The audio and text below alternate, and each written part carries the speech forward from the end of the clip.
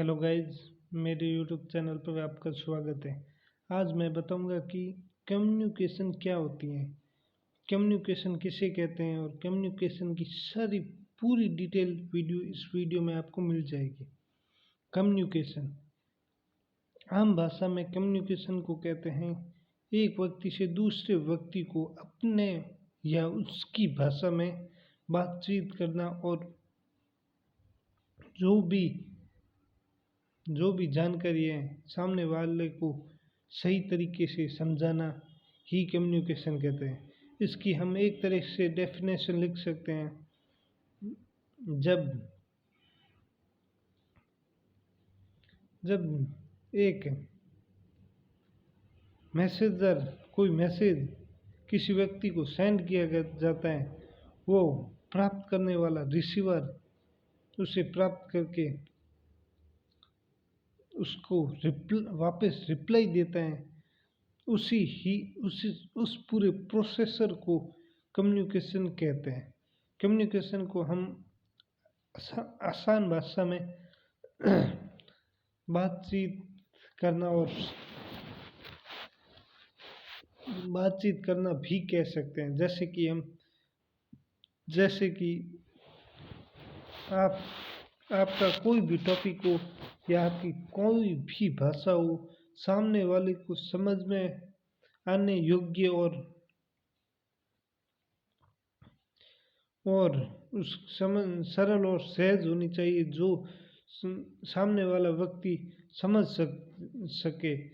समझने के बाद वो व्यक्ति उस टॉपिक के ऊपर अपने विचार रख सके, जिससे कि बातचीत में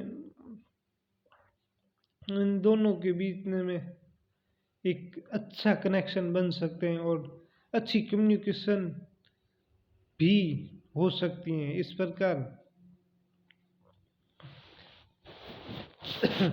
कम्युनिकेशन करने के लिए आप कई प्रकार से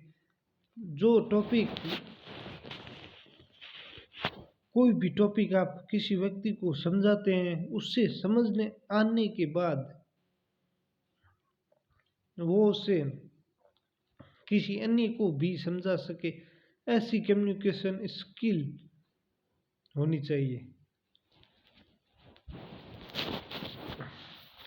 जब किसी हम पेशेंट को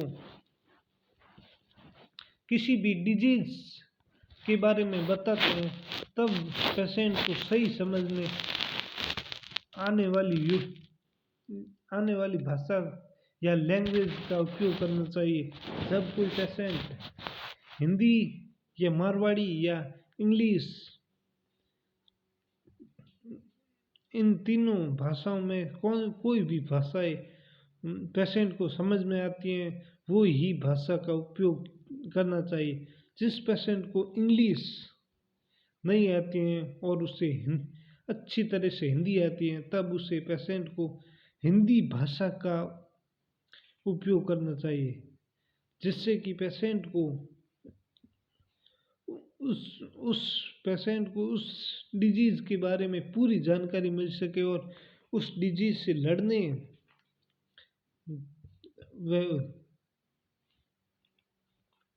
वह उस डिजीज से होने वाले नुकसान की जानकारी मिल सके और आने वाले टाइम में उस डिजीज से पर कौन कौन सी मेडिसिन लेनी चाहिए या कौन कौन सी मेडिसिन को हम रोक सकते हैं, फुल डिटेल आपको हिंदी में ही देनी चाहिए। ज़रूरत होने पर उसे उसकी मातृभाषा और लोकल बोली का ही उपयोग करना चाहिए, जिससे कि उस पेशेंट और सामने वाली पर्सन के बीच अच्छा कनेक्शन बन सकता है।